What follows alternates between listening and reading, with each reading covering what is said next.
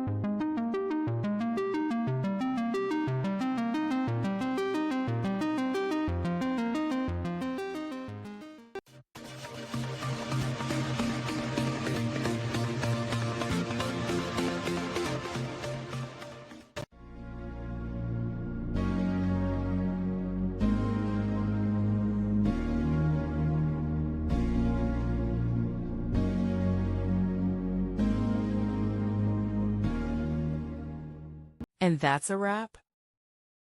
I hope you found the answer you were looking for. If you did, take a second to hit that subscribe button. It really helps out. And let me know in the comments which solution worked best for you.